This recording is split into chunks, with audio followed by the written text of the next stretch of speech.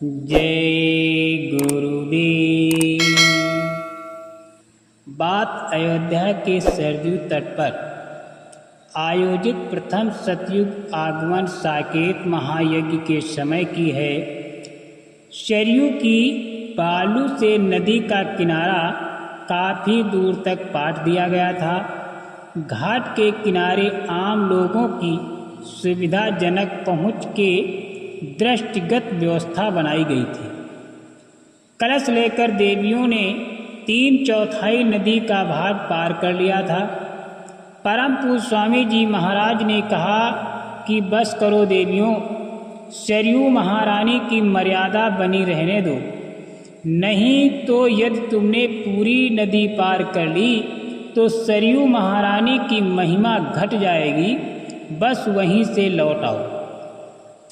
उसी यज्ञ की एक यादगार साझा करते हुए उस समय के प्रत्यक्षदर्शी एक गुरु भाई ने बताया कि सरयू तट पर आयोजित प्रथम सतयुग आगमन साकेत महायज्ञ के अवसर पर नदी के किनारे रेतीले मैदान में साफ सफाई, समतलीकरण और सड़क बनाने की सेवा चल रही थी। लोगों में सेवा की ऐसे होड़ लगी थी कि लोग चादर में, साड़ी के पल्लू में, थाली में, गमछे में या बहनें अपने दुपट्टे में मिट्टी भरकर सड़क बनाने में जुटे थे। जय गुरुदेव नाम की गुंजार हो रही थी। सेवा खूब धड़ल्ले से मन लगाकर लोग कर रहे थे। परम पूज्य स्वामी जी महाराज स्वयं अपनी देख रेख में सेवा करवा रहे थे। सेवा का कार्य चल रहा था, धूम मची थी। तभी एक आदमी को 4 लोग उठाकर लेकर स्वामी जी की तरफ लेकर आ रहे थे। वो आदमी बड़ी जोर से चिल्ला रहा था।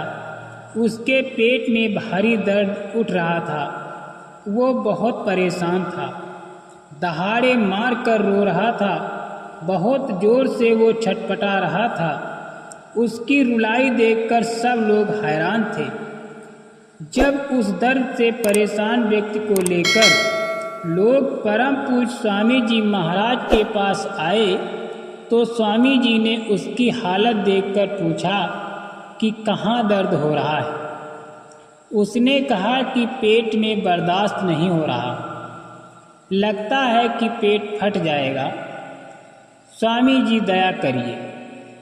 उसकी चीख पुकार की प्रार्थना सुनकर परम पूज्य स्वामी जी ने कहा कि अपने मुंह की थूक उंगली में लगाकर नाभि पर रगड़ते हुए जाओ, इसको ले जाओ, अभी थोड़ी देर में आराम मिल जाएगा।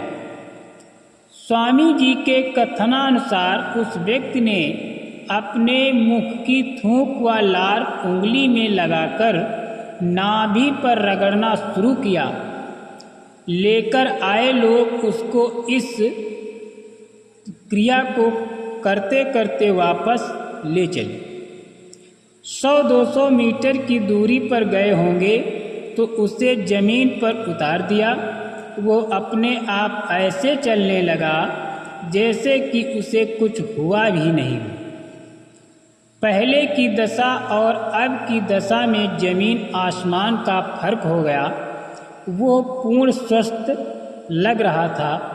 इस दृश्य को देखकर सेवा कर रहे सभी सत्संगी भाई बहन आश्चर्यचकित थे, क्योंकि गुरु महाराज ने जो नुस्खा बताया था उसने जादू जैसा काम किया।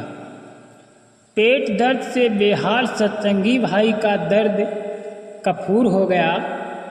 सच ही तो कहा गया है कि महात्मा फकीरों के नुस्खे अजीबो गरीब होते हैं। वो दवा का बहाना बनाकर अपने संकल्प की दया डाल देते हैं। उसी संकल्प से प्रेमियों को लाभ मिलता है। अक्सर इसी प्रकार के फकीरों के नुस्खे आम जनमानस में चर्चा के विषय होते हैं, जिनसे उनकी दया कृपा का आभास मिलता है। ऐसी किसी बहाने से होने वाली दया को फकीरी दया के अचूक नुस्खे कहा जाता है। गुरुधन कृपा बूंद झरी झागी, जे भीजई ते जन बड़भागी।